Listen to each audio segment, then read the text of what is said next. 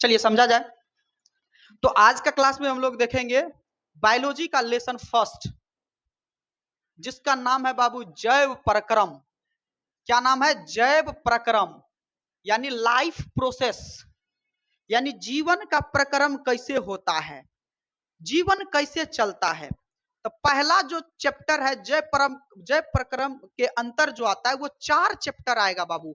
आपके बायोलॉजी का जैव प्रक्रम के अंतर्गत 4 चैप्टर को पढ़ाया जाएगा, जिसमें पहला चैप्टर आप लोग पढ़ रहे हैं कौन सा? पोषण पढ़ रहे हैं। क्या पढ़ रहे हैं? पोषण।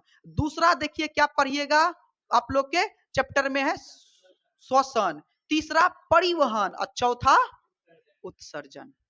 ये 4 चैप्टर किसके अंतर्गत आता है बच्चा लोग? जैव प्रक्रम के अंतर्गत आता है। इसलिए बायोलॉजी अब स्टार्ट हुआ है तो टोटल 4 लेसन कंप्लीट किए बिना ये रुकने वाला भी नहीं है, इसलिए ध्यान पूर्वक भी पढ़ना है। 4 के बाद हम अदर चीज पढ़ा पाएंगे, तो ये भी चीजों को आप लोग ध्यान रखिएगा। तो पहला चैप्टर हम लोग पढ़ने जा रहे हैं लाइफ प्रोसेस, जिसके अंतर्गत हम लोग पढ़ेंगे क्या? पोषण पढ़ेंगे। क्या पढ़ेंगे? पोषण। आखिर न्यूट्रिशन क्या होता है, जीवों के शरीर में पोषण की क्यों जरूरी है, अब पेड़ पौधे में पोषण कैसे होता है, जीव जंतुओं में पोषण कैसे होता है। आप लोग को पता है खाने पीने की जरूरी सबको है, जितने भी सजीव है। देखिए सजीव को 2 कैटेगराइज में किया गया। एक तो तुम्हारा जितना भी एनिमल होता है जो चल फिर सकता है, जैसे हम लोग हो गए, जानवर हो गया, जीव जंतु हो गया। एक हो गया पेड़ पौधे, पेड़ पौधे भी सजीव है। तो आपको बायोलॉजी में 2 चीजों को लेकर के चलना होगा। जब भी पढ़िएगा तो 2 चीजों को पढ़ना पड़ेगा, एक पेड़ पौधा को पढ़ना पड़ेगा, एक जीव जंतु में पढ़ना पड़ेगा। तो पोषण हमारा है तो पोषण आपको पेड़ पौधा में भी पढ़ना पड़ेगा और जीव जंतु में भी पढ़ना पड़ेगा। तो चलिए पहले हम लोग देख लेते हैं बाबू कि ये जो है जैव प्रक्रम क्या होता है बाबू, लाइफ प्रोसेस क्या होता है। तो देखिएगा आपको क्या कहना है कि वे सभी क्रियाएं वो टोटल काम आएगा जिनके द्वारा हमारे शरीर का संरक्षण होता है और विकास होता है। कहिएगा सर विकास कैसे होगा? तो खाएंगे पिएंगे तभी ना विकास होगा, अगर खाएंगे ही पिएंगे नहीं तो क्या हमारा विकास होगा? तो नहीं होगा। तो जैव प्रक्रम क्या होता है कि वे सभी प्रक्रिया जिसके द्वारा जीवों का अनुरक्षण तथा क्या होता है, विकास होता है, जैव प्रक्रम कहलाता है, लाइफ प्रोसेस कहलाता है। ये आपको पूछेगा एग्जाम में, ऑब्जेक्टिव में भी पूछ सकता है कि जैव प्रक्रम क्या होता है। तो वे सभी क्रियाएं जिनके द्वारा जीवों का अनुरक्षण और विकास होता है, धीरे धीरे धीरे जीव क्या करता है, ग्रोथ करता है, उसे ही हम लोग क्या कहते हैं बच्चा लोग, जैव प्रक्रम कहते हैं। बात समझ में आ रहा है? तो जैव प्रक्रम के अंतर्गत पहला जो टॉपिक पढ़ने जा रहे हैं हम लोग, पहला टॉपिक क्या पढ़ने जा रहे हैं? न्यूट्रिशन। और दूसरा जो टॉपिक हम लोग पढ़ेंगे, दूसरा टॉपिक पढ़ेंगे बच्चा लोग श्वसन। दूसरा टॉपिक क्या पढ़ेंगे? श्वसन, है ना, रिस्पायरेशन। ये अब चैप्टर नंबर 2 में आपको पढ़ाया जाएगा। लेकिन ये भाग किसका है? जैव प्रक्रम का ही है। ये किसका भाग है? जैव प्रक्रम का ही है। लेकिन आपको चैप्टर नंबर 2 में हम लोग श्वसन देखेंगे। तो चैप्टर नंबर 1 में क्या देखने वाले हैं बच्चा लोग? पोषण देखने वाले हैं। क्या देखने वाले हैं? पोषण। ठीक है, तो चलिए पोषण क्या होता है जरा समझने का कोशिश करिएगा कि ऐसी क्रियाएं जिसमें जीव पोषक तत्वों को ग्रहण करके उनका उपयोग करते हैं, पोषण कहलाता है। नहीं समझे सर? अब जरा समझिएगा। हम लोग अपने दैनिक जीवन में जिंदा रहने के लिए, स्वस्थ रहने के लिए या ग्रोथ होने के लिए, वृद्धि करने के लिए क्या चीज खाते हैं? भोजन खाते हैं। और आपको पता है सर उसी भोजन में क्या होता है बाबू? जो भी भोजन करते हैं उस भोजन में क्या होता है? तो कहिएगा सर उस भोजन में होता है क्या? पोषक तत्व होता है। क्या होता है बाबू? पोषक तत्व होता है। आपको पता है ना ये पोषक तत्व भी 3-4 प्रकार के होते हैं। तो कहिएगा सर एक तो होता है कार्बोहाइड्रेट, हाँ या ना बाबू? कार्बोहाइड्रेट होता है। दूसरा होता है आपका क्या बाबू? तो कहिएगा सर दूसरा होता है विटामिन होता है ना, विटामिन हो गया यहाँ पर। ठीक है, इसी तरह से तीसरा आपका क्या हो गया? तो कहिएगा सर विटामिन। इसके बाद वसा हो गया, है ना, प्रोटीन हो गया, है ना। इसके बाद क्या हो गया बाबू? हाँ, कैल्शियम नहीं होता है, खनिज लवण होता है। ठीक है, कैल्शियम तो इसी के अंतर्गत आ जाएगा। ठीक है, तो ये सभी चीजें क्या होता है हमारे भोजन के अंदर, ये न्यूट्रिएंट्स, ये पोषक तत्व मौजूद होता है। और इसी पोषक तत्व को जब लेते हैं, जब खाते हैं, तो हमारे शरीर का विकास, वृद्धि होता है। बात समझ में आ रहा है? तो जब ये न्यूट्रिशन क्या होता है बाबू, पोषण क्या होता है? देखिए पोषण क्या होता है कि वैसी क्रिया जिसमें जीव पोषक तत्वों को, यानी इनको पोषक तत्वों को क्या करके, ग्रहण करके और उनका उपयोग करते हैं। जैसे एक बात बताइए बाबू, जो कार्बोहाइड्रेट वाला भोजन हम लोग खाते नहीं, बचपने में पढ़े होंगे, ये टॉपिक अभी का नहीं है, हम बता देते हैं। जैसे कार्बोहाइड्रेट वाला भोजन खाइएगा तो शरीर को आपको इंस्टेंट ऊर्जा मिलता है। जैसे आज आप लोग देखिए कार्बोहाइड्रेट वाला भोजन कौन कौन था, चावल हो गया, है ना, जितने भी प्रकार के जो आपका जो अनाज है, अनाज को जो उसमें कार्बोहाइड्रेट मिलता है, जैसे तुम्हारा मक्का का रोटी, गेहूं का रोटी, ये सब में कार्बोहाइड्रेट है, चावल है। तो आप सभी लोग चावल खा के आए हैं, तो जैसे ही चावल खाइएगा तो क्या होता है, आपके शरीर में ऊर्जा मिलता, काम करिएगा, ठीक है। लेकिन चावल के साथ दाल भी खाए हैं, तो दाल में होता है बाबू प्रोटीन, दाल में क्या होता है, प्रोटीन। तो आपको प्रोटीन मिल गया तो आपका शरीर ग्रोथ करेगा। चावल से ऊर्जा मिला, काम किए, दाल खाए, प्रोटीन मिला, हमारा शरीर ग्रोथ किया। अब होता है फैटी फूड, जैसे आप लोग देखिएगा तेलहन वाला मछली, अंडा, मुर्गा, दूध, ये सब खाते हैं तो उससे क्या मिलता है, वसा मिलता है। तो वसा हमारे क्या करता है, शरीर को वृद्धि करता है। हम लोग क्या होता है, मोटापा जैसे आता है ना, वो वसा से ही आता है, ठीक है। इसके बाद बाबू विटामिन खाते हैं तो हम लोग स्वस्थ रहते हैं। जैसे हरी सब्जी हो गया, ठीक है, हरी सब्जी हो गया, विटामिन के अंदर फल आ गया, इससे हमें क्या प्राप्त होता है, विटामिन प्राप्त होता है, और विटामिन हमें स्वस्थ रहने में मदद करता है। तो देखिए, तो हर एक पोषण तत्व को ग्रहण करके हम उसका उपयोग कर रहे हैं कि नहीं कर रहे हैं, और उसका उपयोग क्या कर रहे हैं, हम अपनी क्रियाओं को संचालन में कर रहे हैं, लाइफ प्रोसेस कर लिए कर रहे हैं। और यही चीजें आपका क्या कहलाएगा बाबू, पोषण कहलाएगा। ये 110% आपका पोषण पूछेगा कि पोषण से आप क्या समझते हैं, तो वैसी क्रियाएं जिसमें कोई जीव पोषक तत्वों से पोषण ग्रहण करके क्या करते हैं, उनका उपयोग करते हैं, क्या करते हैं, उपयोग करते हैं, पोषण कहलाता है। अगर आपको ये क्वेश्चन पूछ दिया जाए बच्चा लोग, जैसे अगर हम क्वेश्चन पूछ देंगे कि पोषण सजीवों के लिए क्यों जरूरी है, जरा ध्यान दिया जाए इस बात पे कि ये जो पोषण है, ये अभी हम पोषण के बारे में पढ़े हैं, पोषण जो है जीवों के लिए क्यों जरूरी है, जरा देखा जाए इस पे, जीवों के लिए, ठीक है, क्यों जरूरी है, पोषण जीवों के लिए क्यों जरूरी है, अगर ये पूछेगा तो। अभी तो पढ़ लिए हैं पोषण सर, हम पोषक तत्वों से पोषण ग्रहण करते, उसका उपयोग करते, लेकिन काहे, तो देखिए पोषण क्यों जरूरी है, हमारे शरीर के अंगों की टूट फूट का मरम्मत भी तो पोषण तत्व के द्वारा होता है। हम स्वस्थ भी तो रहते हैं पोषण के द्वारा, खाना नहीं खाएंगे तब दिक्कत हो जाएगा, बीमार पड़ जाएंगे। तब सजीवों के लिए या जीवों के लिए पोषण इसलिए जरूरी है क्योंकि पोषण से हमारे शरीर का वृद्धि होता है, सुरक्षा होता है, रक्षा होता है, स्वास्थ्य ठीक रहता है, तथा अन्य जैविक क्रियाओं के फलस्वरूप जो कोशिका का टूट फूट होता है उसकी मरम्मत होता है। पोषण इसलिए जरूरी है, खाना नहीं खाएंगे तो सीधे चल जाएंगे हम यहाँ पर, अब पता ही है कहाँ चल जाना है, आप लोग को समझ में आ रहा है, तो जीवों के लिए जरूरी होता है, समझ में आ रहा है। तो पोषण और पोषण क्यों जरूरी है, हम इस चीज को डिफाइन कर दिए हैं। आगे बढ़ा जाए, अब देखिए पोषण जो होता है, अब देखो पोषण ग्रहण करने की जो है दो विधियां होता है, एक होता है स्वपोषण, एक होता है परपोषण। स्वपोषण और परपोषण, याद रखिएगा पोषण कितने प्रकार के होते हैं, दो प्रकार का, स्वपोषण और परपोषण। अब स्वपोषण के बारे में समझते हैं। स्वपोषण नाम से ही लग रहा है कि स्व मतलब सर खुद, और पोषण का मतलब पोषण, यानी खुद से ही जब हम पोषण, यानी खुद से जब हम कोई चीज को बना करके खाते हैं तो उसको स्वपोषण कहेंगे। जैसे गए हम खाना बना करके खा गए, स्वपोषण हो गया। लेकिन एक बात बताइए, ये एग्जाम्पल नहीं है, हम ऐसे बताते हैं। जैसे देखिए जॉब लगने से पहले सभी लड़का लड़की क्या होता है, परपोषी होता है, माँ बाप के पैसों को दीजिए ना 10 रुपया, टोटो भाड़ा जाना है, एडमिशन कराना है, आज चाउमीन खाना है, समझ में आ रहा है, दूसरे से मांग करके खाता है, परपोषी दूसरे पर डिपेंड रहा। लेकिन जो खुद करता है उसे क्या कहेंगे, तो स्वपोषण कहेंगे। क्या कहेंगे बच्चा लोग, स्वपोषण कहेंगे। बात इतना सा है, क्लियर है यहाँ तक। तो चलिए स्वपोषण को देखा जाए तो स्वपोषण क्या होता है कि वैसा पोषण जिसमें कोई जीव अपना भोजन खुद बनाता है। स्वपोषण क्या याद रखिएगा, वैसा पोषण जिसमें कोई जीव अपना भोजन खुद बनाता है, स्वपोषण कहलाता है, स्वपोषी कहलाता है। जैसे एग्जाम्पल में याद रखिएगा, दुनिया में पेड़ पौधे के अलावा कोई भी स्वपोषी नहीं है। कहेगा सर हम लोग भी तो अपना भोजन खुदे से बना के खाते हैं, तो बाबू खाते हो, भोजन आया कहाँ से, पेड़ पौधे से, तो तुम पेड़ पौधे पर डिपेंड हो।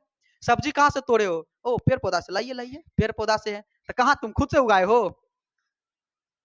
तो दुनिया में सिर्फ एक ही स्वपोषी है, वो कौन होगा बाबू? सभी हरे पेड़ पौधे क्या होते हैं? स्वपोषी होते हैं। ये आपका ऑब्जेक्टिव में पूछा जाता है कि स्वपोषी कौन होते हैं, तो सभी हरे पेड़ पौधे ही स्वपोषी होते हैं, बाकी इनके अलावे कोई भी स्वपोषी नहीं होते हैं।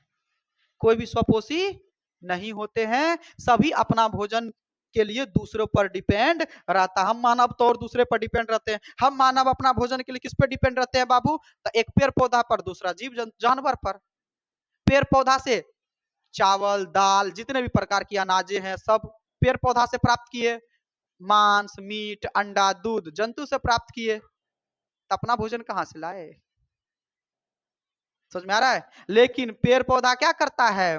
पेड़ पौधा अपना भोजन खुद से बनाता है, प्रकाश की उपस्थिति में। आपको पता है प्रकाश संश्लेषण की क्रिया द्वारा वो भोजन तैयार करता है। और वो भोजन जब स्टोर करके, देखिए जो भोजन बचता है ना, जैसे आप लोग देखिए घर में क्या होता है कि भोजन बच जाता है तो हम लोग स्टोर करके फ्रिज में रख देते हैं, कल खाते हैं। लेकिन पेड़ पौधा क्या करता है? पेड़ पौधे तो रोज बनाता है। तो पेड़ पौधा क्या करता है? मान के चलिए भोजन बना दिया ज्यादा, तो भोजन बना देता है ज्यादा, तो कहाँ रखेगा? तो देखिए भोजन स्टोर करके कहाँ रखता है? याद रखिएगा, फल जो आप लोग जो खाते हो फल, वो पेड़ पौधे का भोजन है बाबू। उसका भोजन छीन के खा लेते हैं। वो क्या है? पेड़ पौधे का जो है वो भोजन ही है जो स्टोर करके रखता है। तो पेड़ पौधे जो अपना भोजन कहाँ पे रखता है? तो तना में स्टोर करके रखता है, फल में स्टोर करके रखता है, और उसी फल को हम लोग क्या करते हैं? खा लेते हैं। तो बात समझ में आ रहा है? और पेड़ पौधे अपना भोजन खुद से ही बनाते हैं, इसलिए सभी हरे पेड़ पौधे स्वपोषी होते हैं। बात इतना सा क्लियर है? क्या सभी को क्लियर है? यहाँ तक अच्छे से चीजें समझ में आ रही है? स्वपोषी क्या होता है? चलिए आगे देखा जाए। पर पोषण, पर का मतलब होता है दूसरा, पर का मतलब पराया। ये समझ रहे हैं? पराया का मतलब क्या होता है? अर्थ, दूसरा से अर्थ लगाया जाता है। तो पर पोषण क्या होता है जी? पर पोषण, लास्ट वाला फैन को बंद कर दो, उसका कोई जरूरी नहीं है। पर पोषण का क्या होता है अर्थ? ठीक है, तो पोषण की वैसी विधि जिसमें जीव अपने भोजन के लिए दूसरों जीवों पर निर्भर रहता है। इसका क्या डेफिनेशन है बाबू? कि पोषण की वैसी विधि जिसमें जीव अपना भोजन के लिए दूसरे जीवों पर निर्भर करती है। और दूसरे जीवों पर निर्भर करेगा तब परपोषण। अब परपोषण का 3 प्रकार हम लोग देखेंगे। परपोषण का कितने प्रकार देखेंगे बाबू? 3 प्रकार। एक मृत जीवी पोषण, एक कौन हो गया बाबू? मृत जीवी पोषण। अब देखिए मृत जीवी पोषण क्या होता है, जरा समझिएगा कि कुछ जीव ऐसे होते हैं, कुछ जीव ऐसे होते हैं जो दूसरे जीवों के मृत वाले पार्ट या सड़े गुले घुले पार्ट को क्या करते हैं? अपना भोजन बनाते हैं। जैसे आप लोग कवक को देखे हैं जी, कवक हो गया, या फिर गोबर छत्ता देखे हैं? एग्जाम्पल इसमें नहीं लिखे हैं, भूल गए हैं। गोबर छत्ता देखे होंगे। गोबर छत्ता देखिएगा, गोबर पर उग जाता है। गोबर क्या होता है? सड़ा गला होता है। गोबर क्या होता है बाबू? सड़ा गला होता है। उस सड़ा गला भोजन ही क्या करता है? एब्जॉर्ब करता है। बात समझ में आ रहा है? गोबर छत्ता हो गया। इसके बाद यहाँ तक क्लियर है? बातें चीजें समझ में आ रही है? और कवक जो हो गया, ये भी देखिए, कोई कोई देखिएगा आप लोग गाछ सब में, या फिर कोई लकड़ी कटा हुआ है, लकड़ी को ही रखा है और सड़ रहा है, तो उसमें देखिएगा व्हाइट व्हाइट कलर का कुछ उगता है, उसी कहते हैं कवक वगैरह सब। ठीक है, वही जो है कवक हो गया। और वही क्या करता है? मृत जीवी पोषण कहलाता है। तो याद रखिएगा, मृत जीवी यानी मृत और घुली हुई अवस्था में क्या करता है? मरे हुए जीव जंतुओं तथा सड़े गले पदार्थों के रूप में अपना भोजन ग्रहण करता है। उसे ही क्या कहते हैं? मृत जीवी पोषण कहते हैं। बात इतनी सी है। बात समझ में आ रहा है सभी को?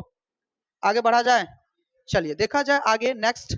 चलिए अब जरा समझा जाए परजीवी पोषण क्या कहलाता है। परजीवी, पर अजीवी यानी दूसरे जीव पर निर्भर। देखिए एक हो गया मृत जीवी यानी मरा हुआ सड़ा गला पार्ट को खाता है। अब परजीवी का मतलब क्या होता है? दूसरों पर निर्भर रह करके दूसरा से प्राप्त करते हैं। क्या करते हैं बाबू? दूसरों से। जैसा समझिएगा, पोषण की वैसी विधि जिसमें जीव दूसरे जीवों के संपर्क में रह करके अस्थाई या अस्थाई रूप से अपना भोजन प्राप्त करते हैं। ये वाला पॉइंट को याद रखिएगा, अस्थाई या अस्थाई। तो अस्थाई या अस्थाई रूप से अपना भोजन प्राप्त करेगा तो क्या कहलाएगा? परजीवी कहलाता है। जैसे एग्जाम्पल हम बताते हैं बाबू, देख रहे हैं ये मच्छर हम लोग पे डिपेंड है, हम लोग के साथे रहता है।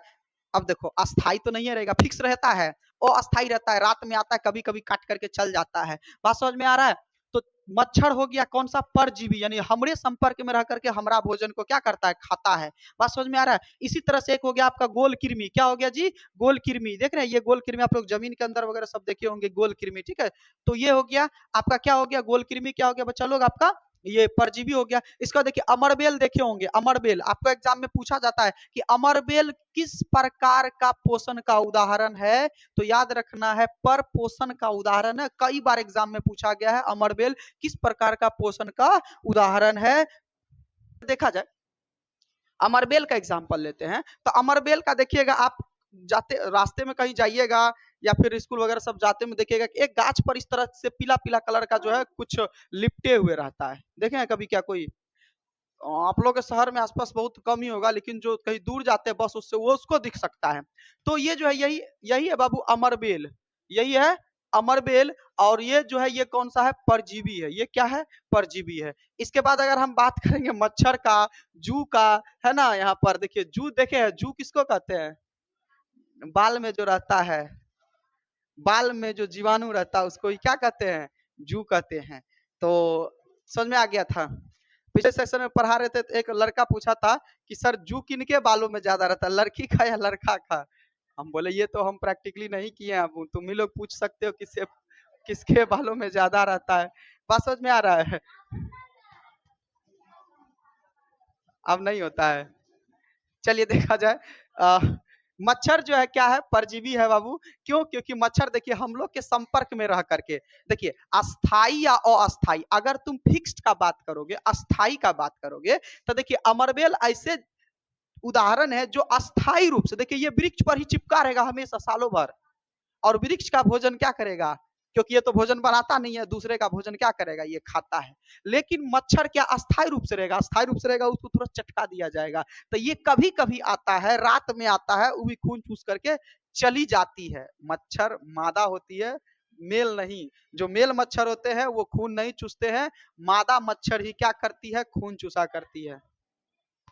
मेल नहीं चूसते हैं, मादा मच्छर खून चूसती है।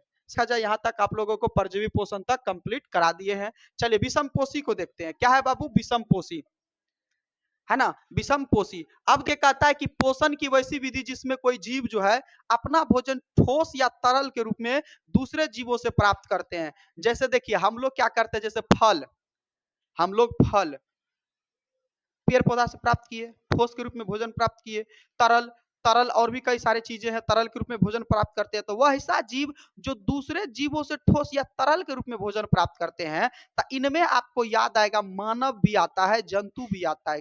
देखिएगा मानव किस में आएगा बाबू? तो विषम पोषी में। ठीक है, किस में आएगा? विषम पोषी में। ये हम लोग क्या करते हैं? दूसरे जीवों से ठोस या तरल के रूप में लेते हैं, है ना। पेड़ पौधे से जैसे देखिए आप लोग फल ले लेंगे, अन्न सब ले लेंगे, सब्जी सब ले लेंगे, तो ठोस के रूप में है। तो ठोस के रूप में जो भोजन प्राप्त करते हैं उसे क्या कहते हैं? विषमपोषी जो है कहलाता है। जैसे अमीबा, मनुष्य, जानवर हो गया। जैसे अमीबा क्या हो गया? अमीबा, मनुष्य, जानवर हो गया। याद रहेगा, अमीबा, मनुष्य और जानवर। देखिए ये अमीबा का संरचना है बाबू। अमीबा पढ़ाएंगे आगे, जब जंतुओं पोषण पढ़ाएंगे तो अमीबा के भी बारे में बताएंगे, अमीबा का संरचना के बारे में बताएंगे, केंद्रक के बारे में बताएंगे, हर चीज के बारे में बताएंगे। इसको बनाने के लिए भी बताया जाएगा। ये जो फिगर है ना बाबू, इसको बताएंगे बनाने के लिए। ठीक है, चलिए आगे देखा जाए। ये बाबू जीव जंतु है, यहाँ पर कुछ नामी जीव जंतु का नाम लिखा दिए। ये भी क्या है? विषम पोषी है। ये तो जानवर है बाबू, ये क्या है? विषम पोषी है। बात समझ में आ रहा है? तो वैसे जीव जो अपना भोजन ठोस या तरल के रूप में दूसरे जीवों से प्राप्त करते हैं या दूसरे से प्राप्त करते हैं, उन्हें क्या कहते हैं? बातें नहीं पीछे, विषम पोषी कहते हैं। कोई दिक्कत? तो यहाँ तक आप लोग देख लिए कि पोषण दो प्रकार का होता है, स्वपोषी, परपोषी। अब पर पोषण के 3 भागों में बांट करके हम लोग अभी पढ़ाई किए। ये चीज कंप्लीट है, डन है आप लोग का। चलिए आगे बढ़ा जाए। चलिए देखते हैं बाबू पौधों में पोषण। हमने बोला था कि पोषण जो ये चैप्टर है आपको 2 चीजों में पढ़ने को मिलेगा। एक तो पहला तुम्हारा हमारा आज का छोटा सा टॉपिक है बाबू। पहले हम लोग किसमें देख लेते हैं? पौधों में पोषण देख लेते हैं कि पौधों में पोषण किस तरह से होता है। तो आपके जानकारी के लिए बता दे बाबू कि पौधों में जो पोषण होता है वो प्रकाश संश्लेषण की क्रिया के द्वारा होता है। किसकी क्रिया के द्वारा? प्रकाश संश्लेषण की क्रिया द्वारा। आपको पता है सभी हरे पेड़ पौधे क्या होते हैं? स्वपोषी होते हैं। शुरू में ही लिखा दिए थे कि सभी हरे पेड़ पौधे क्या होते हैं? स्वपोषी होते हैं। ठीक है, यहाँ पर देखिएगा पौधों में हमेशा क्या होता है बाबू? स्वपोषण होता है। ये तो पहले ही बता चुके हैं। पौधों में प्रकाश संश्लेषण विधि द्वारा भोजन तैयार होता है। अगर आप लोग को कभी पूछा जाए क्वेश्चन कि पौधे अपना भोजन किस तरह से तैयार करते हैं, तो हमेशा याद रखना है प्रकाश संश्लेषण विधि से। कौन सा विधि से? प्रकाश संश्लेषण विधि से। अब चलिए प्रकाश संश्लेषण क्या है भाई? हम लोग ये तो बचपन से पढ़ते आए हैं, प्रकाश संश्लेषण क्या है, बचपन से पढ़ते आ रहे हैं ना। तो चलिए एक बार फिर से देखा जाए।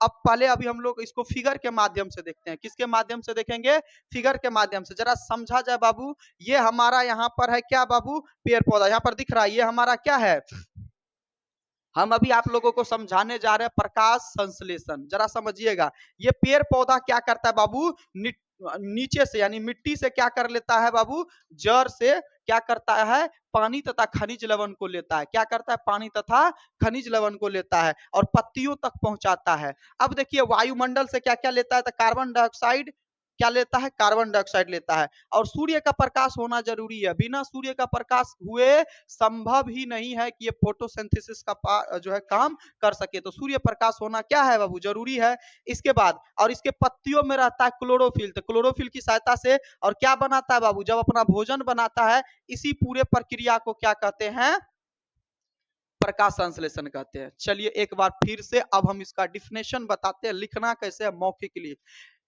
तो हमसे पूछा जाएगा प्रकाश संश्लेषण किसे कहते हैं, 110% पूछ देता है एग्जाम में, देखना है। वैसी प्रक्रिया क्या कहेंगे, चूंकि ये प्रक्रिया है बाबू, प्रोसेस है, क्योंकि ये प्रोसेस ही है ना, सूर्य प्रकाश को, ये रासायनिक ऊर्जा को किसमें बदलता है, जो है अपना भौतिक ऊर्जा में बदलता है, ठीक है। तो सूर्य प्रकाश क्या कहेंगे बाबू, ये सूर्य प्रकाश जो है, ये सूर्य प्रकाश बोल रहे हैं, वैसी प्रक्रिया जिसमें कोई पेड़ पौधा, वैसी प्रक्रिया जिसमें कोई पेड़ पौधा, अब पेड़ पौधा जड़ से क्या लेगा, खनिज लवण और पानी। तो वैसी प्रक्रिया जिसमें कोई पेड़ पौधा नीचे से यानी मिट्टी से पानी तथा खनिज लवण को लेकर के, पानी तथा खनिज लवण को लेकर के वायुमंडल से कार्बन डाइऑक्साइड ग्रहण करके तथा सूर्य प्रकाश की उपस्थिति में, किसकी उपस्थिति में बाबू, सूर्य प्रकाश होना जरूरी है, सूर्य प्रकाश की उपस्थिति में और क्लोरोफिल की सहायता से, चूंकि पत्तियों में क्या होता है, क्लोरोफिल होता है। जब तक क्लोरोफिल नहीं होगा वो भोजन बना ही नहीं पाएगा, क्लोरोफिल नहीं होगा तो भोजन बना ही नहीं पाएगा। तो क्लोरोफिल की उपस्थिति में जब अपना भोजन तैयार करते हैं, इसी प्रक्रिया को प्रकाश संश्लेषण कहते हैं। एक बार फिर से, वैसी प्रक्रिया जिसमें कोई पेड़ पौधा नीचे से यानी मिट्टी से जल तथा खनिज लवण लेकर के, ठीक है, जल तथा खनिज लवण लेकर के, वायुमंडल से कार्बन डाइऑक्साइड लेकर के,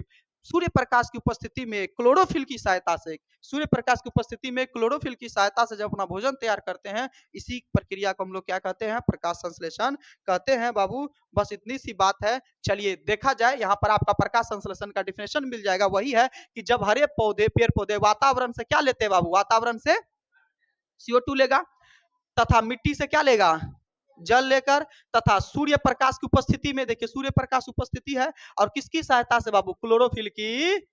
ये चार चीजों को लिखना है बस, ये चार चीजों को ध्यान में रखिएगा। बस इसी का प्रक्रिया क्या है बाबू, प्रकाश संश्लेषण है, से अपना भोजन का निर्माण करते हैं। इसी प्रक्रिया को हम लोग क्या कहते हैं, प्रकाश संश्लेषण कहते हैं। तो प्रकाश संश्लेषण का समीकरण आपको ऑब्जेक्टिव में देता है बाबू, याद रखिएगा, प्रकाश संश्लेषण का समीकरण आपसे पूछता है, ठीक है। तो चलिए प्रकाश संश्लेषण का समीकरण आप यहां से भी देख सकते हैं, ये जो आपको जो डायग्राम है बाबू, यही है, देखिए समीकरण क्या लिया, कार्बन डाइऑक्साइड और जल, क्या मिला, कार्बन डाइऑक्साइड, इसको जल मिला कच्चे पदार्थ के रूप में, ठीक है। इसके बाद ग्लूकोज बना। तो चलिए आगे देखा जाए, यहाँ पर तो क्या मिला, इसको कार्बन डाइऑक्साइड लिया वातावरण से, और क्या लिया बाबू, जल लिया, क्या लिया, जल लिया, ठीक है। ये क्या लिया, कार्बन डाइऑक्साइड और जल मिला। अब देखो यहाँ पर क्या हो रहा है बाबू, तो आपको पता है यहाँ पर सूर्य की प्रकाश, सूर्य प्रकाश होना जरूरी है। क्या होना जरूरी है, सूर्य प्रकाश। क्या होना बाबू जरूरी है, सूर्य प्रकाश। और क्या उपस्थित होना जरूरी है, क्लोरोफिल, हाँ या ना, क्लोरोफिल। अब देखिए याद रखिए, इस तीर पर ऐसे दिखा दीजिएगा, सूर्य प्रकाश और क्लोरोफिल जरूरी है। अब देखिए जब CO2 H2O, जब सूर्य प्रकाश भी मिल गया, क्लोरोफिल भी मिल गया, तो इसके फलस्वरूप क्या बनता है, अब भोजन। इसके भोजन को क्या कहते हैं बाबू, तो ग्लूकोज कहा जाता है। तो क्या कहिएगा,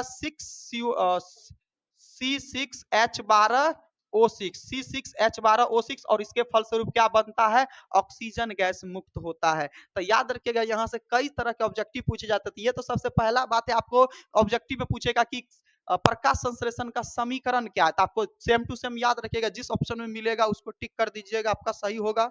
दूसरी बातें आपको कहेगा कि प्रकाश संश्लेषण के फलस्वरूप कौन सी गैस मुक्त होती है, O2 याद रखिएगा। प्रकाश संश्लेषण के फलस्वरूप कौन सी गैस मुक्त होगी? O2। अब कहेगा प्रकाश संश्लेषण के फलस्वरूप कौन से चीज बनते हैं? तो आपको याद रखना है ग्लूकोज बनते हैं। क्या बनते हैं बच्चा लोग? ग्लूकोज बनते हैं। याद रखिएगा इसको क्या कहते हैं? ग्लूकोज बनते हैं। और ग्लूकोज का सूत्र भी कभी कभी पूछा जाता है कि ग्लूकोज का फॉर्मूला बताया जाए। ग्लूकोज को रासायनिक सूत्र, इसको कहते हैं रासायनिक सूत्र। देखिए यहाँ पर हम लिख दिए ग्लूकोज का रासायनिक सूत्र क्या होता है? याद रखिएगा C6H12O6। याद रही रख लीजिएगा C6H12O6। C6H12O6 ग्लूकोज का रासायनिक सूत्र होता है। क्या किसी को यहाँ पर कोई दिक्कत? इतने सारे ऑब्जेक्टिव आपके यहाँ से बनते हैं। चलिए कुछ विशेष चीजें जान लेते हैं जो आपके ऑब्जेक्टिव के लिए बहुत इंपॉर्टेंट है। पत्तियों को प्रकाश संश्लेषी अंगक कहा जाता है। प्रकाश संश्लेषी अंगक देखो किसको कहेंगे? तो चूंकि सारा जो भोजन बनाने का क्रिया होता है ना, वो किसमें होता है बाबू? पत्ती में होता है। इसीलिए कभी कभी पत्तियों को रसोई घर भी कहा जाता है। याद रखिएगा एक लाइन और कि पत्तियों को क्या कहा जाता है बाबू? रसोई घर भी कहा जाता है। याद रखिएगा पत्तियों को रसोई घर भी कहा जाता है। क्या इतना ठो बात याद रहेगा? पत्तियों को रसोई घर भी कहा जाता है। अब देखिए पत्तियों को प्रकाश संश्लेषण चूंकि सारा ठंडा तो पत्ती में ही हुआ ना, भोजन बना, प्रकाश के जोर किया, वो सारा का सारा काम तो पत्ती में ही हो रहा है। तो इसीलिए पत्तियों को प्रकाश संश्लेषी अंगक कहा जाता है। याद रखिएगा, ठीक है। चलिए नेक्स्ट, पत्तियों में पर्णहरित। अब आपको पता है कि जो पत्ती होते हैं, अभी हम तुरंत बोले थे कि क्लोरोफिल की सहायता से, तो क्लोरोफिल यानी एक वर्ण होता है, पिगमेंट होता है, जिसके कारण बाबू पेड़ पौधे का रंग हरा होता है। आप लोग देखेंगे अक्सर पेड़ पौधे जो है हरा ही होते हैं। किसके कारण? तो उसमें उपस्थित पर्णहरित या क्लोरोफिल। तो आपको हिंदी कम देखने को मिलेगा, ये क्लोरोफिल इंग्लिश ज्यादा देखने को मिलेगा। याद रखिएगा। तो पत्तियों में जो हरा रंग होता है या फिर पेड़ पौधे का हरा रंग किस वर्ण के कारण होता है? क्लोरोफिल। ये तो बचपन से ही पढ़ते आ रहे हो कि पेड़ पौधे का हरा रंग क्लोरोफिल के ही कारण होता है। आगे देखा जाए, अब आप लोग देखिएगा फूल का रंग रंग बिरंगा होता है। फूल जो होता है रंग बिरंगा होता है, आसमानी, नीला, पीला, गुलाबी, बैंगनी, सब कलर का होता है। तो इसमें भी एक लवक पाया जाता है। चूंकि ये बाबू क्या, ये लवक है, ठीक है। आपको अगर एग्जाम में पूछेगा कि फूलों में कौन सा लवक पाया जाता है, या फूलों में कौन सा जो है आपका, अगर हम पूछेंगे तो लवक पाया जाता है, तो आप लोग को क्या कहना है? क्रोमोप्लास्ट कहना है। क्या कहना है बाबू? क्रोमोप्लास्ट। यानी इसको हिंदी में कहते हैं वर्णी लवक। वर्ण का मतलब होता है रंग, लवक को इंग्लिश में कहते हैं प्लास्टिड। आपको हम 9th में पढ़ाए थे सेल टिश्यू में बाबू, आपको पढ़ाए थे कि पेड़ पौधे में जो है लवक पाए जाते हैं, प्लास्टिड पाए जाते हैं। प्लास्टिड 3 प्रकार के होते हैं, क्लोरोप्लास्ट, ल्यूकोप्लास्ट, क्रोमोप्लास्ट। याद है कि नहीं? क्लोरोप्लास्ट, ल्यूकोप्लास्ट, क्रोमोप्लास्ट, ठीक है। क्लोरोफिल के कारण यानी क्लोरोप्लास्ट के कारण बाबू पेड़ पौधे का रंग हरा होता है। क्रोमोप्लास्ट के कारण पत्तियों का रंग जो है रंग बिरंगा होता है। और बाबू ल्यूकोप्लास्ट के कारण जो है, वैसे देखिएगा पेड़ पौधे के कुछ अंग ऐसे होते हैं जो रंगहीन होते हैं। जैसे तुम किसी भी पेड़ पौधे का जड़ उखाड़ लो, वो हमेशा कोई भी कलर में नहीं होता, रंगहीन होता है। 99% क्या होता है, पेड़ पौधे का जड़ एक के समान होता है। आप लोग किसी का जड़ उखाड़े हैं, देखिएगा व्हाइट कलर का होता है, वो रंगहीन होता है, यानी कोई भी कलर का नहीं होता है। तो क्यों? क्योंकि जड़ में बाबू याद रखिए कौन सा प्लास्टिड पाया जाता है? तो ल्यूकोप्लास्ट पाया जाता है। क्या पाया जाता है? ल्यूकोप्लास्ट, यानी अवर्णी लवक पाया जाता है, जिस कारण जड़े क्या होता है बाबू? रंगहीन होता है। जड़े क्या होता है? रंगहीन होता है। बात समझ में आ रहा है? प्लास्टिड 3 प्रकार का, अगर पूछेगा आपके एग्जाम में कि प्लास्टिड कितने प्रकार का होता है, इसको भी कहीं लिख लीजिएगा, अगर नोट्स में जगह होगा तो एक लाइन लिख करके कि प्लास्टिड 3 प्रकार के होते हैं बाबू, 3 प्रकार के हैं। कौन कौन है? तो इसको यहाँ से ये वाला भाई साहब को लिखिएगा, ये वाला भाई साहब को और ये वाला भाई साहब को लिख लेना है। प्लास्टिड 3 प्रकार का। कौन सा प्लास्टिड कहाँ पाया जाता है पेड़ पौधों में, वो आपको क्या करना है? लिख लेना है। बातें समझ में आ रही है? इतनी सी बातें हैं और कुछ भी नहीं है बाबू। पेड़ पौधों में जो है पोषण कंप्लीट होता है। मजा आएगा अब जंतुओं में पोषण, क्योंकि बाबू जंतु में पोषण पढ़िएगा तो यहाँ से शुरू होगा। तब पोषण कहाँ से शुरू होगा? मुख द्वार से शुरू होगा। सुबह की प्रक्रिया तक चलते रहता है, जब तक कि उसको हम निकाल ना दें। बात समझ में आ रहा है? तो पूरा यहाँ से लेकर के पाचन तंत्र, अग्नाशय, अमाशय सब कुछ पढ़ना पड़ेगा। तब कल का चैप्टर में, कल क्लास में और मजा आएगा बाबू पोषण पढ़ने में। बात समझ में आ रहा है? तो ये सब चीजें पूर्ण रूप से आपको यहाँ पर जानकारी मिलेगी। तो चलिए पेड़ पौधों में पोषण के चीजों को हम समझ चुके हैं। चलिए रहने